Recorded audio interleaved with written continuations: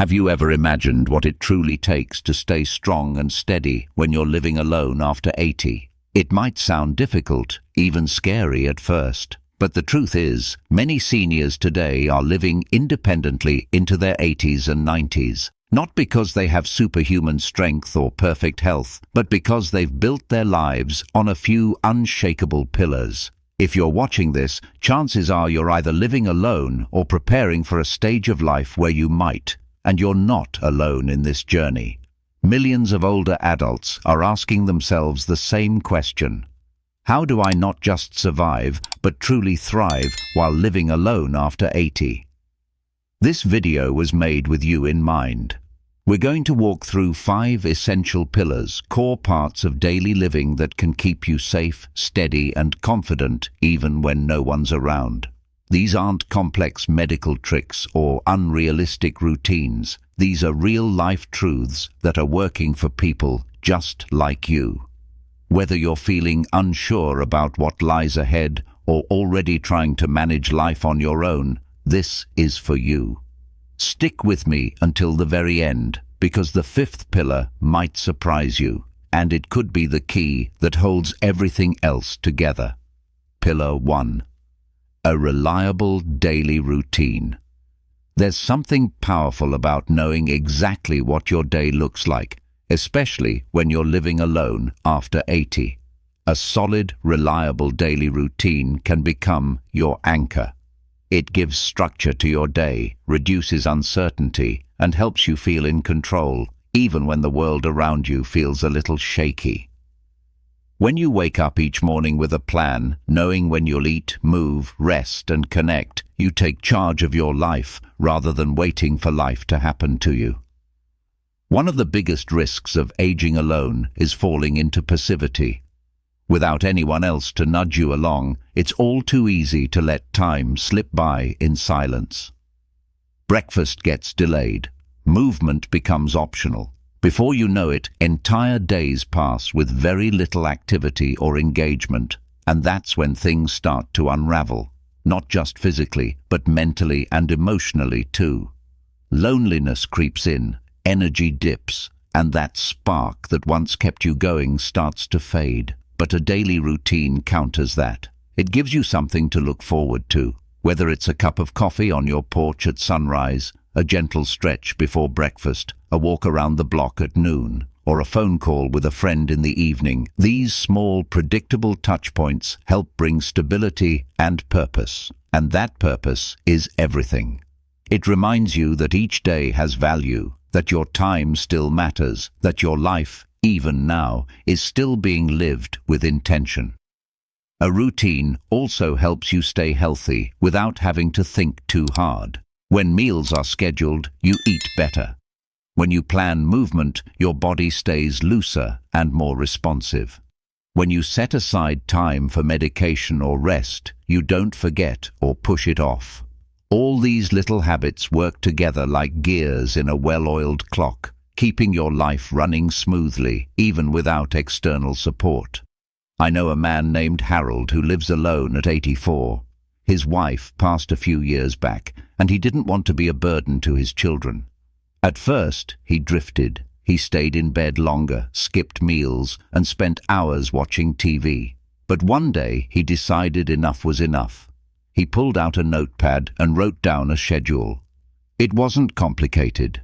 Wake at 7 o'clock, light breakfast, read the paper, take a walk, prepare lunch, rest in the afternoon, call someone in the evening. That was it. But sticking to it changed everything.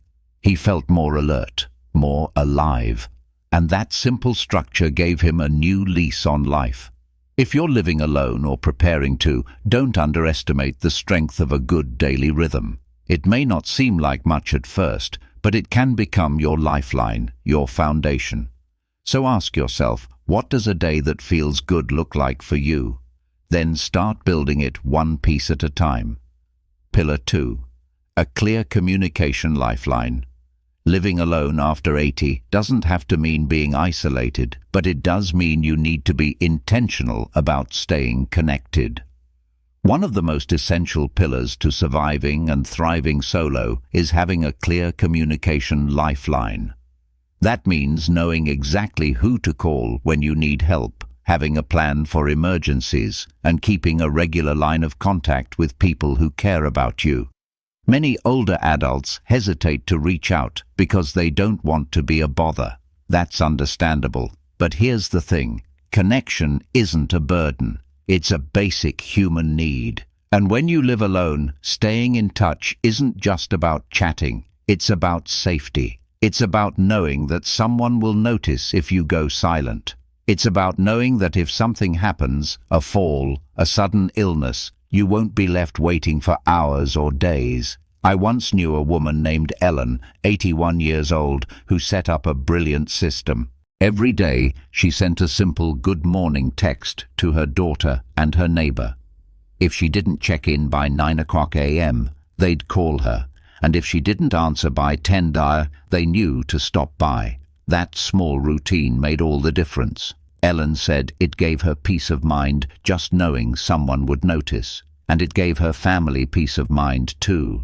Technology today makes it easier than ever to maintain this lifeline. You don't need to be a tech wizard. A basic cell phone with a speed dial list is a powerful tool. Emergency buttons, voice-activated assistants, and even landlines with programmable numbers can keep you connected. And if you're more comfortable with pen and paper, write down your emergency contacts and post them by the phone, the fridge, and your nightstand. Redundancy is safety. But beyond just emergencies, this pillar is about emotional support too. Set a weekly check-in with a friend. Call your grandkids on Sunday. Send a birthday card. These small acts build a rhythm of connection. When you feel seen and heard, even from afar, it makes facing the day much easier. You don't feel forgotten. You feel rooted. What's important is that your communication plan is simple, dependable, and understood by both you and those you trust. The fewer steps, the better. The more consistent, the safer. Whether it's through a device or a door knock, what matters is that you're never completely alone in spirit, even if you live alone in space. So take a moment today to ask yourself, who are my people? Who do I trust to be there if I need them? Then take the next step. Reach out, set up a routine, and keep that lifeline strong. Because connection isn't optional. It's one of the keys to surviving and thriving after 80. If you're still watching this video and finding these insights valuable, please comment number 2 below to let me know you're here. And if you haven't subscribed yet, I recommend you subscribe and turn on the bell so you don't miss any videos. Your support helps us continue creating good content to inform and inspire you. Now, let's move forward. Pillar 3. A daily purpose you wake up for. When you're living alone after 80, your day doesn't organize itself the way it used to. There's no workplace to report to, no children to raise, no household bustling with demands. And that can be freeing, but it can also quietly rob your days of structure and meaning. That's why one of the most essential pillars for surviving on your own is having a daily purpose you wake up for. Without purpose, time begins to blur. Days feel empty, long, or even pointless. And over time, that sense of purposelessness can wear you down. It's not just about being bored, it's about your spirit losing its direction. Your health, your mood, and even your memory can all decline faster when you don't have something pulling you forward each day. But here's the good news.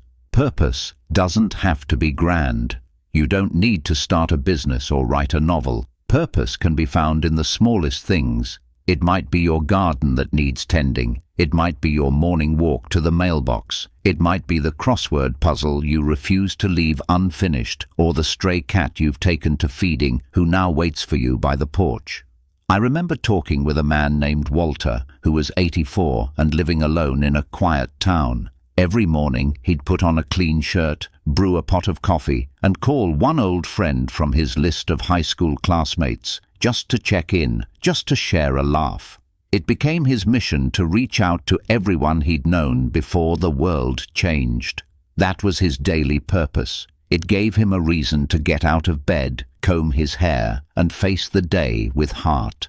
Purpose gives you rhythm. It anchors your time and brings value to the hours. And when you live alone, that rhythm is what keeps loneliness from creeping in. Even the act of making your bed, choosing your clothes, or preparing your meals can become meaningful rituals, reminders that you still matter, that your life is still in motion. What's important is that your purpose belongs to you. It doesn't have to please anyone else or meet someone else's standard. It just needs to be something that lifts you when the morning feels heavy, something that helps you say, "Today, I have a reason to keep going." So ask yourself, what makes you feel alive, even a little? What tiny victory do you look forward to claiming each day? That's your purpose, and holding on to it, nurturing it, is one of the most powerful ways to survive alone after 80. Because a life with purpose, no matter how quiet or simple, is always a life worth living. Pillar 4. Connection with one trusted person. Living alone after 80 doesn't mean you have to go through everything by yourself. In fact, one of the most powerful things you can do for your well-being is to maintain a steady connection with just one trusted person. It doesn't need to be a crowd.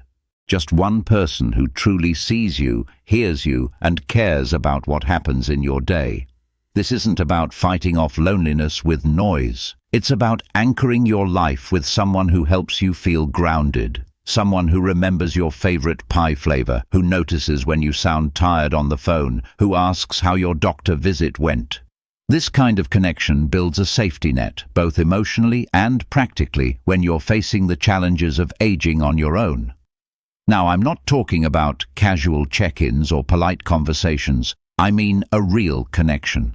Someone you trust enough to share your thoughts with, your fears, your jokes, even the little odd moments that no one else would understand. That one friend, sibling, or even neighbor who makes you feel like you're still part of a shared world. Think about it this way. When you have a person to laugh with, complain to, or simply tell, "I had a strange dream last night," it keeps your sense of self intact. You're reminded that you matter, not just to yourself, but to someone else. And that can make all the difference on a quiet Sunday afternoon or after a rough appointment. I remember hearing about a woman named Lorraine, 82, who lived alone after her husband passed.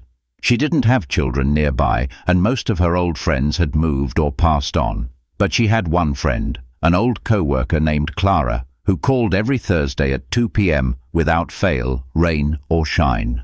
They talked about nothing in particular. Sometimes it was soup recipes, sometimes it was aches and pains. But for Lorraine, that call was a lifeline. It reminded her she wasn't forgotten, that she was still part of someone's weekly rhythm. Having one trusted person also helps you feel safer. If you fall ill, they'll notice. If your mood darkens, they'll sense it. That connection becomes a quiet form of protection. Someone to speak up for you if you ever can't. Someone who knows what your normal looks like and can spot when something's off.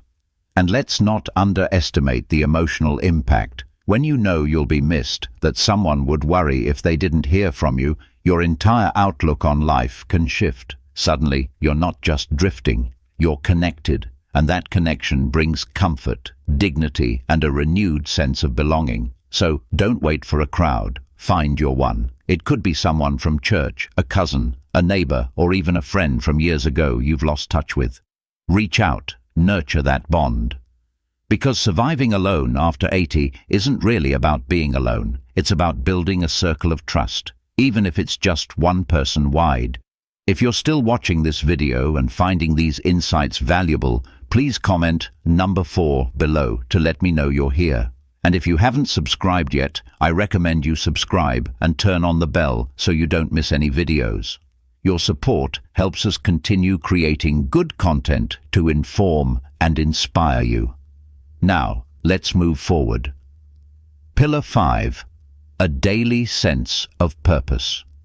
When you wake up in the morning and know exactly why you're getting out of bed, life feels different.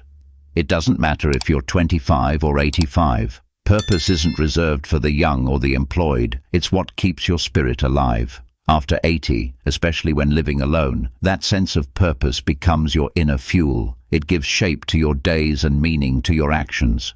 Purpose doesn't have to be something grand like saving the world or writing a best-selling novel. For many older adults, it can be as simple as watering your plants every morning, calling your niece every Sunday, or making sure the birds in your yard are fed. These aren't small things. They're anchors. They create rhythm. They remind you that what you do still matters. When people lose their sense of purpose, time starts to feel empty. One day blurs into the next. You begin to feel like a passenger in your own life instead of the one steering it. That's when loneliness creeps in, not just because you're alone, but because you start feeling invisible. Having a reason to care, to show up, to participate, even in small ways, changes that.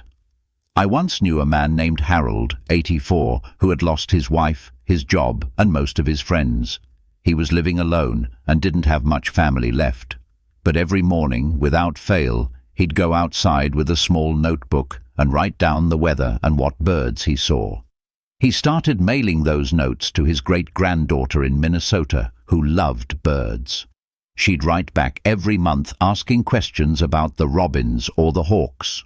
That simple exchange, daily bird notes, became Harold's purpose. It gave him something to look forward to, a reason to pay attention, and a connection that stretched across the miles. Purpose can also come from helping others, sharing stories with someone younger, teaching a neighbor how to knit, volunteering from home by writing letters to troops, or mentoring online. Just because you're not as physically active as you once were doesn't mean you can't still make an impact. In fact, your wisdom is needed now more than ever. And don't overlook self-growth as a form of purpose. Learning to paint, practicing meditation, keeping a journal, these are all powerful ways to stay connected to yourself. You're still growing even now, and that's a beautiful thing. Purpose keeps the mind alert, the emotions stable, and the heart open. Without it, life can start to feel like you're just passing time. But with it, even the simplest moments become rich. You become the author of your day again, not just a reader flipping through the pages. So ask yourself, what makes you feel needed? What makes your eyes light up or your shoulders relax? Start there. Your purpose doesn't have to impress anyone. It only needs to mean something to you. Because surviving alone after 80 isn't about counting the hours. It's about making the hours count. And your purpose, no matter how quiet or personal, is the light that helps you do just that. Final thoughts. So now you've seen the 5 essential pillars that can help you survive and even thrive alone after 80. But here's the truth. Surviving alone isn't just about staying alive. It's about living in a way that still feels like your life, one that reflects who you are, what you value, and how you want to spend your time. Aging doesn't mean fading into the background. It means stepping into a quieter, wiser chapter and choosing how to write it. If you're still here, it means something inside you is stirring. Maybe you've already taken a few of these steps. Maybe you've been thinking about it for a while. Or maybe today is the first time you've asked yourself, what kind of life do I want? Now, that's a powerful question, and it's never too late to answer it. The beauty of these pillars, health, social connection, security, adaptability, and purpose, is that they're all within reach. They don't require a fortune or a perfect past. They just ask you to care enough about yourself to take the next small step. One conversation, one decision. That's how change begins. Even after 80, you're not broken. You're not too late. You're not done. You are still the main character of your life. And every day you wake up is a blank page you get to fill with courage, with kindness, and with choice. Don't let fear write your story. Don't let loneliness hold the pen. The truth is, you've already survived so much. You've already proven your strength. Now's the time to live with intention and to make peace with who you are, where you are, and where you want to go next. Because even if you're living alone, you're not alone in this journey. So many others are walking the same path, quietly, bravely, sometimes with doubt, but always with hope. you're a part of that too. And every small choice you make to take care of yourself, to stay connected, to find meaning is a gift, not just to yourself, but to the world. Thank you for joining us today. We'd love to hear from you. Leave a comment below and share one thing you learned today and how you plan to use it in your life. Your thoughts are important to us, so don't hesitate to share them. Reading your comments gives us great motivation and encouragement. If you enjoyed this video and found it helpful, please like, subscribe, and share. Your support helps us continue creating good content to inform and inspire you. Thanks for watching, and we look forward to seeing you in the next video.